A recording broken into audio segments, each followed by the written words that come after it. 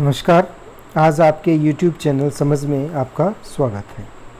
सबसे पहले आज हम प्रकाश के अंदर समतल दर्पण में प्रतिबिंब कैसे बनता है इसके बारे में पढ़ेंगे। इसको समझने के लिए हम एक डैश दर्पण की कल्पना करते हैं। आपके पास ये एक दर्पण है M व M डैश। अब इस पर हमने इसके सामने एक बिंब P स्थित किया है। यहाँ से हम दो प्रकाश किरणें इस दर्पण पर आपतित करते हैं, PO किरण व दूसरी किरण है PO डैश किरण। आपतन के पश्चात जो पहली किरण है वो किस तरफ मुड़ जाएगी, वो Q बिंदु की तरफ मुड़ जाएगी और दूसरी किरण किस तरफ मुड़ जाएगी, Q डैश तरफ मुड़ जाएगी। आप पाएंगे कि ये दोनों किरणें आपस में क्या है, परावर्तन के पश्चात फैल रही हैं, तो किसी भी सूरत में ये किरणें आपस में नहीं मिलेगी। तब हम क्या करते हैं, इसको दर्पण के पीछे बढ़ाने पर हम ये पाते हैं कि ये किरणें कहाँ मिली है, ये मिले P डैश बिंदु पर इन्होंने प्रतिच्छेद किया है। तो हम पाएंगे कि जो हमारा प्रतिबिंब है वो कहाँ बन रहा है, वो बनेगा P डैश पर दर्पण के पीछे, और ये दर्पण के उतनी ही दूरी पर बनेगा जितना बिंब दर्पण से स्थित है। नेक्स्ट क्वेश्चन, समतल दर्पण पर बनने वाले प्रतिबिंब के बारे में बताइए। ये एग्जाम पॉइंट ऑफ व्यू से बहुत इंपॉर्टेंट क्वेश्चन है। सबसे पहले इस पर पढ़ते हैं।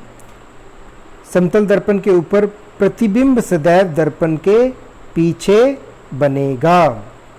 नेक्स्ट पॉइंट, प्रतिबिंब दर्पण से उतनी ही दूरी पर बनेगा जितनी दूरी पर दर्पण से बिंब स्थित है। तो यहाँ आप ये कह सकते हैं कि बिंब दूरी बराबर प्रतिबिंब दूरी।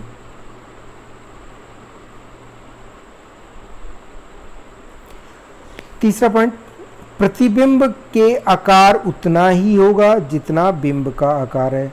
हम डेली लाइफ में देखते हैं कि जब हम किसी दर्पण के आगे खड़े होते हैं तो हमारा प्रतिबिंब हमारे आकार के बराबर होता है। फोर्थ पॉइंट, प्रतिबिंब आभासी बनेगा क्योंकि परावर्तित किरणें वास्तव में प्रतिच्छेद नहीं करती। ये एक इम्पॉर्टेंट बिंदु है, आभासी। आभासी क्या अर्थ होता है, आभासी मतलब जिसका आभास होता है। आपने ऊपर वाले चित्र में देखा था कि ये जो किरणें हैं परावर्तन के पश्चात फैल जाती हैं और ये आपस में कभी नहीं मिलती, और हमें इन्हें क्या करते हैं, दर्पण के पीछे फैला के या यूँ कहिए कि एक्स्ट्रा पोलेट करके पीछे बनाते हैं। तो ये कैसे हैं, ये आभासी है। इसका एक आभास होता है कि ये प्रतिबिंब यहाँ बन रहा है, वास्तविक रूप से प्रतिबिंब यहाँ पर नहीं बनता। नेक्स्ट क्वेश्चन, सिद्ध कीजिए कि समतल दर्पण में प्रतिबिंब दर्पण के पीछे उतनी ही दूरी पर बनता है जितनी दूरी पर बिंब दर्पण के सामने है। तो इसमें क्या है, हमें ये बताना है कि बिंब दूरी क्या होगी, प्रतिबिंब दूरी के बराबर है। इसके लिए हमें क्या कंसिडर करना पड़ेगा, ऊपर वाला डायग्राम हम इसको दोबारा बनाते हैं। हमने ये डायग्राम पहले से पूर्व में बना लिया है, तो आप ये डायग्राम देख सकते हैं। इस डायग्राम के अंदर P बिंब है और यहाँ पर M और M डैश एक दर्पण है। अब P से दो प्रकाश किरणें, पहली किरण O पर व दूसरी किरण O डैश बिंदु पर आपतित होती है। इससे इस चित्र में बनता है। अब हम इस चित्र में सबसे पहले हम इस त्रिभुज, कौन सा त्रिभुज है, PO डैश, यानी कि मैं यहाँ दोबारा बना रहा हूँ आपके लिए, PO डैश व पीछे की तरफ P डैश O डैश पर विचार करेंगे। हमें इसे सर्वांग सिद्ध करना है। आप ये भुजा देख रहे हैं O डैश, ये भुजा कैसी है, ये भुजा उभयनिष्ठ है। अब हम यहाँ आते हैं, परावर्तन के द्वितीय नियम से कोण 2 बराबर कितना होगा, कोण 3 होगा। ठीक है, अब आप इस चीज को देखिए,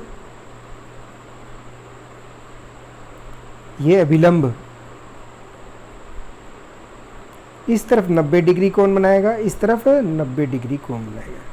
क्योंकि कोण 2 व कोण 3 बराबर है, इसलिए 90 में से कोण 2 निकालने के बाद और इस तरफ 90 डिग्री में से कोण 3 निकालने के बाद जो बचा कुचा कोण है, यानी कोण 1 व कोण 4, ये भी कैसे होंगे, बराबर होंगे। तो आप पाएंगे कि कोण 1 और कोण 4 कैसे हैं, बराबर हैं। अब यहाँ देखिए आप, कोण 4 और कोण 9 शीर्षाभिमुखी कोण है। अब शीर्षाभिमुखी कोण क्या होता है, किसी कांटे पर या किसी क्रॉस पर बनने वाले विपरीत कोणों को क्या कहते हैं, शीर्षाभिमुखी कोण कहते हैं। तो कोण 4 और कोण 9 कैसे होंगे, बराबर होंगे। तो हमने ये प्रसिद्ध किया कि कोण 1 बराबर कोण 4 है और कोण 4 बराबर क्या है, कोण 9 है। अतः हम पाएंगे कि कोण 1 बराबर कितना हो जाएगा, कोण 9 के हो जाएगा। ये एक इम्पॉर्टेंट स्टेप है, ये आगे हम देखेंगे। जब कोण 1 और 9 बराबर हो गया है तो इसका अर्थ ये क्या है, 180 डिग्री में से कोण 1 को घटा दीजिए तो आपके पास यह कोण मिलेगा पी ओ डैश। ये कैसा होगा, दूसरी तरफ आपको मिलेगा कोण 9 को 180 में से घटाने पर आपको ये मिलेगा, तब आपके पास कौन सा होगा, पी डैश ओ और ओ डैश। ये दोनों कोण कैसे हैं, ये आपके पास आएंगे बराबर।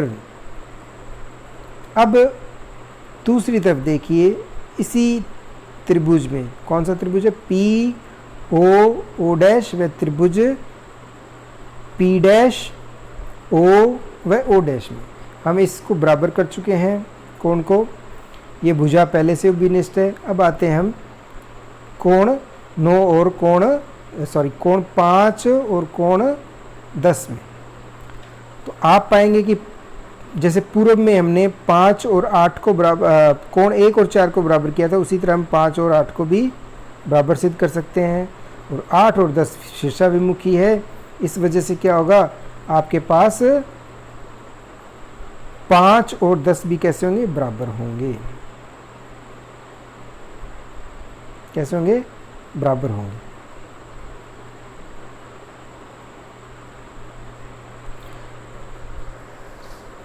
अब इन दो त्रिभुज के अंदर हम दोबारा से एक बार पुनः देखेंगे। मैं यहाँ दोबारा चित्र बना रहा हूँ। ये दोनों त्रिभुज यानी कि त्रिभुज पी ओ डैश व त्रिभुज पी डैश ओ डैश कैसे होंगे, ये दो त्रिभुज सर्वांग सम होंगे। जब ये त्रिभुज दोनों सर्वांग सम होंगे तो ये भुजा पी ओ भुजा और पी डैश ओ भुजा कैसी होगी, ये भी बराबर होगी। इस चीज़ को आप देख लीजिए, ये काफ़ी इम्पोर्टेंट है। नेक्स्ट पॉइंट में हम जो कंसीडर करने जा रहे हैं वो ये कंसीडर करेंगे कि हम इसको इन दो त्रिभुज को लेंगे, इन दो त्रिभुज को हमें सर्वांग सम सिद्ध करना है। तो वो हम आगे देख लेते हैं। हम इस चीज़ को रिपीट कर रहे हैं। तो त्रिभुज पी ओ डैश व त्रिभुज पी डैश ओ डैश में कोण 2 कोण किसके बराबर होगा, कोण 3 के बराबर होगा। क्यों, क्योंकि ये परावर्तन नियम से कोण 2 बराबर कोण 3 है। जब हम इसे 90 डिग्री से दोनों तरफ माइनस कर लेंगे तो आपके पास क्या मिलेगा, कोण 1 बराबर कोण 4 मिल जाएंगे। ये दोनों कोण कैसे होंगे आपके पास, ये दोनों कोण भी बराबर होंगे। आगे बढ़ते हैं हम। जब हमने कोण 4 और कोण शीर्षाभिमुखी होने के कारण बराबर कर लिया है, इस वजह से जो हमारे पास कोण 1 है और कोण 9 है वो कैसे हो जाएंगे, बराबर हो जाएंगे। ये पॉइंट हम पहले चर्चा कर चुके हैं। आगे देखते हैं हम, दोनों को तरफ हम इन कोणों को 180 में से माइनस करेंगे तो आपके पास क्या बचेगा, आपके पास इस तरफ ये बचेगा पी ओ डैश, व दूसरी तरफ बचेगा पी डैश ओ डैश, यानी कि ये दोनों कोण कैसे हो जाएंगे, आपके पास बराबर हो जाएंगे। ओ डैश पहले से उभयनिष्ठ है, इसी हिसाब से हम दूसरी तरफ भी कोण 5 और कोण 10 को बराबर कर सकते हैं। तो आपके पास क्या मिलेगा, पी ओ डैश ओ व P dash O dash O, ये दो कोण कैसे होंगे, बराबर होंगे। तो सर्वांग सम के ASA नियम से जो आपके पास दोनों त्रिभुज कैसे होंगे, सर्वांग सम आ जाएंगे। तो सर्वांग सम होंगे तो आपके पास क्या स्थिति आएगी, PO बराबर P डैश O, यानी कि आपके पास क्या मिलेगा, PO व P डैश O कैसे होंगे, बराबर होंगे। अब हम नेक्स्ट त्रिभुज में देखेंगे। हम इसी ऊपर वाले चित्र में एक त्रिभुज लेते हैं। ये त्रिभुज मैंने दोबारा शो किया हुआ है, PMO व P डैश MO में ये दो भुजाएं हम पूर्व में बराबर सिद्ध कर चुके हैं। कोण 1 और कोण 9 भी हम पूर्व में बराबर सिद्ध कर चुके हैं। इसी तरह MO क्या है, उभयनिष्ठ है। तो SAS नियम से ये दोनों त्रिभुज कैसे होंगे, सर्वांग सम होंगे। अतः कोण PM बराबर P डैश M, यानी कि बिंब दूरी बराबर प्रतिबिंब दूरी।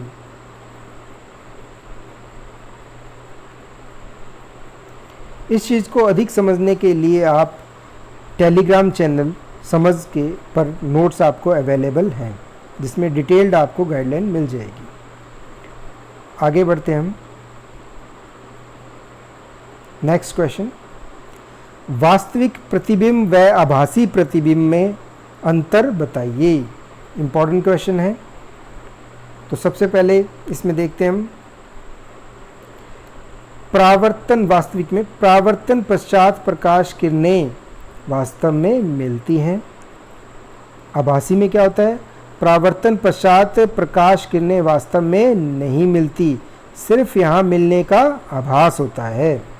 नेक्स्ट पॉइंट, वास्तविक प्रतिबिंब समतल दर्पण में नहीं बनता, और जबकि क्या होता है, समतल दर्पण में आभासी प्रतिबिंब दर्पण के कहाँ बनेगा, पीछे बनेगा।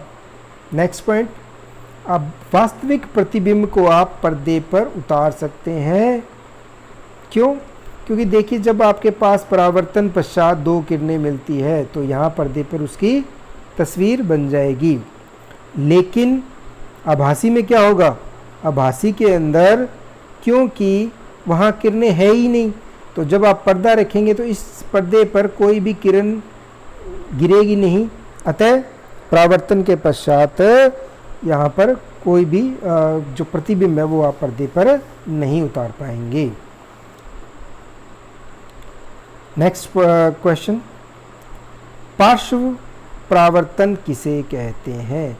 ये आपने अपने दर्पण में ज़रूर देखा होगा कि जब भी आप दर्पण के आगे खड़े होते हैं तो आपका बायां हाथ दर्पण में दाएं हाथ की तरह व्यवहार करता है, और दायां हाथ, आपका दायां हाथ दर्पण के अंदर बनने वाले प्रतिबिंब में बाएं हाथ की तरह व्यवहार करता है। तो आप देखिए, पी की जो चित्र बनेगा वो कैसा बनेगा, इस तरह उल्टा पी बनेगा। तो इसका कारण छिपा हुआ है, जो समतल दर्पण पर बनने वाले प्रतिबिंब पर जो बिंब दूरी बराबर प्रतिबिंब दूरी है। तो यहाँ थोड़ा सा इसको समझ लेते हैं दोबारा से। मान लीजिए आपके पास इस जगह पर कोई पॉइंट है, इस पॉइंट की दूरी मान लीजिए यहाँ पर 2 सेंटीमीटर है, तो यहाँ से 2 सेंटीमीटर पर भी क्या बनेगा, ये चीज़ बनेगी। और जो ये आपके पास स्टैंड है पी का, ये मान लीजिए आपके पास 4 सेंटीमीटर है, तो दूसरा स्टैंड भी क्या मिलेगा यहाँ पर 4 सेंटीमीटर पर बनेगा। तो इस तरह से आप पाएंगे कि जो बिंब है वो पलट जाता है, यानी कि बिंब का बायां भाग प्रतिबिंब में दायां भाग बन जाता है और बिंब का दायां भाग प्रतिबिंब में बायां भाग बन जाते हैं। इस प्रतिबिंब के उलटने को हम क्या कहते हैं, हम कहते हैं पार्श्व परावर्तन कहते हैं। इसका उदाहरण आपने एम्बुलेंस वैन में ज़रूर देखा होगा। एम्बुलेंस वैन में एम्बुलेंस उल्टा लिखा हुआ नज़र आता है। इससे क्या फ़ायदा मिलता है, इससे ये फ़ायदा मिलता है कि सामने वाली गाड़ी का जो पार्श्व दृश्य दर्पण है उसके अंदर ये उल्टा एम्बुलेंस पार्श्व परावर्तन के कारण ये दोबारा से पुनः सीधा दिखाई देगा और हम अपने गाड़ी के दर्पण में पीछे से आने वाली एम्बुलेंस को सीधा देख सकते हैं और उसको रास्ता जाने के लिए रास्ता दे देंगे। नेक्स्ट क्वेश्चन, यदि हम समतल दर्पण में हमारा प्रतिबिंब देखना चाहें तो दर्पण की न्यूनतम लंबाई कितनी होनी चाहिए। ये कंपटीशन पॉइंट ऑफ व्यू से एक बहुत इंपॉर्टेंट क्वेश्चन है। दोबारा समझते हैं इस क्वेश्चन को। वो कहता है कि हमारा यदि हम समतल दर्पण में हमारा प्रतिबिंब देखना चाहें, पूरा प्रतिबिंब, तो दर्पण की न्यूनतम लंबाई कितनी होनी चाहिए। तो इसका बेसिक आंसर है कि आपके लंबाई से दर्पण की लंबाई आधी होनी चाहिए। इसका कारण है, क्यों होता है ऐसा। मान लीजिए यहाँ पर एक व्यक्ति खड़ा है और सामने एक दर्पण है। दर्पण की सीध में आंखों के सामने यहाँ पर सिर के ऊपर से एक सिर को अपन बिंब मान सकते हैं और यहाँ से एक किरण इस तरह निकल के आंखों में जाएगी। जो पैर है वहाँ से एक प्रकाश किरण इस तरह बढ़ती हुई आंखों से मिलेगी। इस तरह से हम जो दर्पण है उसके अंदर परछाई हम इजीली देख पाएंगे। तो ये आपके पास एक परछाई बनेगी। अब इसमें हो क्या रहा है ये देखिए। मान लीजिए इधर आपके पास आँखों व पैर की दूरी 2h है। आप इसे h भी मान सकते हैं, 2h भी मान सकते हैं। तो आप जानते हैं कि परावर्तन के द्वितीय नियम से कोण I किसके बराबर है, कोण R के बराबर होता है। तब ये जो दूरी है ये भी कैसी होगी, बराबर होगी। इसलिए हमें बाकी आधा जो हिस्सा है दर्पण का नहीं चाहिए, क्योंकि जो प्रतिबिंब बनेगा वो आभासी बनेगा और हम इजीली यहाँ से आंखों से देख सकते हैं। तो इसका उत्तर है कि आपके पास जो दर्पण है वो कैसा होना चाहिए, आपके लंबाई का आधा होना चाहिए। ये डायग्राम आप पेपर में बना सकते हैं, लेकिन आपको एक्सप्लेनेशन के लिए ये पेपर में नहीं आएगा। नेक्स्ट क्वेश्चन, यदि हमारी लंबाई 6 मीटर है तो दर्पण में हमारा पूर्ण प्रतिबिंब देखने के लिए दर्पण की कितनी लंबाई होनी चाहिए। तो आपको ऊपर वाले में इसका जवाब मिल गया, आधा होना चाहिए। तो 6 का आधा कितना होगा, 3। तो आपको क्या मिलेगा, 3 मीटर इसका उत्तर है। एक नेक्स्ट क्वेश्चन और देखते हैं। यदि आपतन कोण 35 डिग्री है तो आपतन किरण व परावर्तन किरण में मध्य कितना कोण बनेगा। एक ट्रिकी क्वेश्चन है, सिंपल है, दोबारा से इसको चेक कर लेते हैं अपन। जब आपके पास एक प्रकाश किरण, आपतित प्रकाश किरण किसी दर्पण या किसी भी सतह पर परावर्तित होती है तो अभिलंब के साथ दोनों कोण यानी कि आपतन कोण व परावर्तन कोण कैसे होते हैं, बराबर होते हैं। यदि प्रथम कोण 35 डिग्री है तो दूसरा कोण यानी कि परावर्तन कोण भी कितना होगा, 35 डिग्री होगा। तो 35 + 35 कितना हो गया, 70। तो आपके पास आपतित किरण व परावर्तित किरण के मध्य कितना कोण बनेगा, ये बनेगा आपके पास 70 डिग्री का। तो आपको जस्ट जो भी आपके पास आपतन कोण है उसको क्या करना है, डबल करना है। यदि आपसे 25 डिग्री पूछा जाए तो ये 50 डिग्री हो जाएगा, 40 डिग्री पूछा जाए तो ये 80 डिग्री हो जाएगा। आपको अगर ये वीडियो पसंद आए तो इसे सब्सक्राइब करिए और लाइक करिए। आपको ये जो न्यूमेरिकल पोर्शन है इसके नोट्स, आपको मैथमेटिकल पोर्शन के नोट्स आपको हमारे यूट्यूब टेलीग्राम चैनल पर इसके उपलब्ध हो जाएंगे। धन्यवाद।